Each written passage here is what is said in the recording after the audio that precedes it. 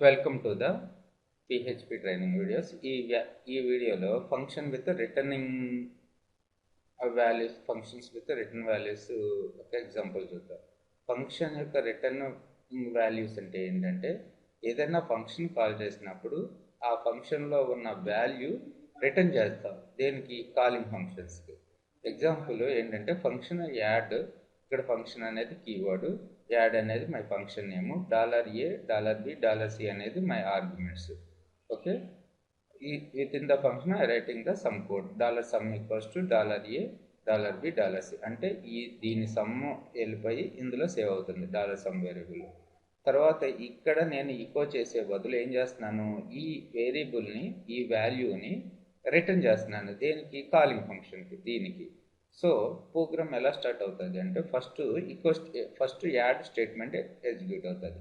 Add 9,6,7 అంటే ఏంటి?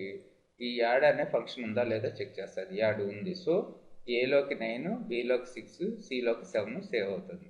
తర్వాత సమ్ ఈక్వల్స్ టు 9 + 6 7 22 సమ్లోకి సేవ్ అవుతుంది. రిటర్న్ $sum అంటే ఏదైతే ఫంక్షన్ ఇక్కడ కాల్ చేస్తుందో ఆ ఫంక్షన్లోకి ఈ $sum అనే వాల్యూ వచ్చి సేవ్ అవుతుంది. ఇప్పుడు 22 ఈ ఫంక్షన్ని రీప్లేస్ చేసి, ఈ మొత్తాన్ని రీప్లేస్ చేసి ఈకో చేస్తుంది అనమాట. 22ని ఈకో చేస్తుంది. ఓకే,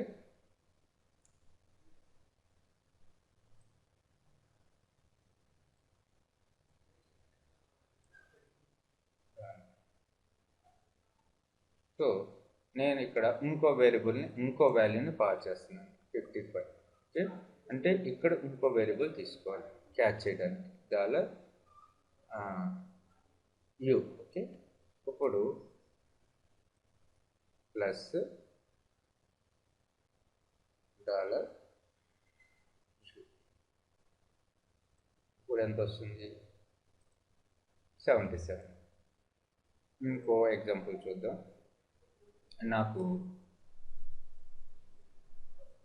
నా ప్రోగ్రాంలో ఎలా అంటే నాకున్న సైంటిఫిక్ క్యాలిక్యులేషను ఇలా ఉంది. 2π ఒక సైంటిఫిక్ క్యాలిక్యులేషన్ ఎలా ఉందంటే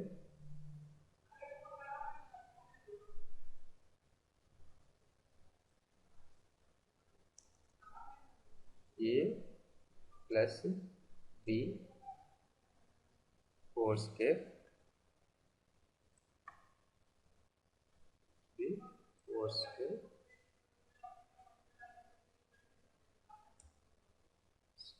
square, this is the square, by 3. Okay, దీనికి నేను ఈ స్టేట్మెంట్ నేను ప్రోగ్రాంలో చాలాసార్లు వాడుతున్నాను. సో దీన్ని ప్రోగ్రాంలో ఎలా చేయొచ్చు?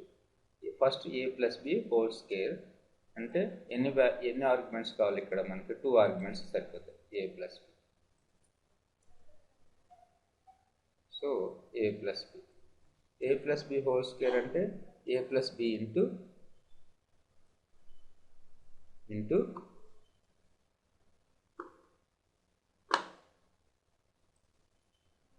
2.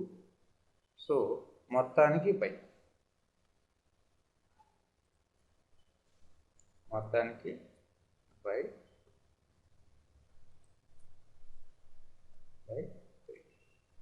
ఇప్పుడు ఏ వాల్యూ ఎంత పాస్ చేస్తున్నానంటే 3,3 పాస్ చేస్తాను.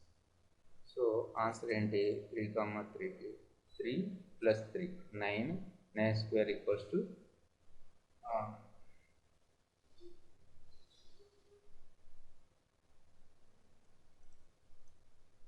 a + b into $a star plus $6 × 6 36/3.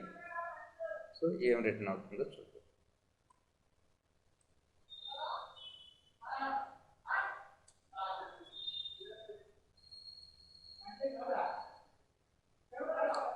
$sum equals to $a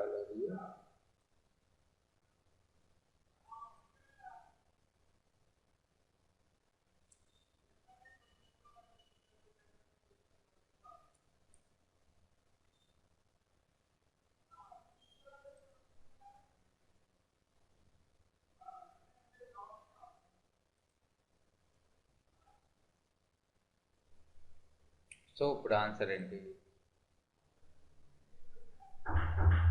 221.333.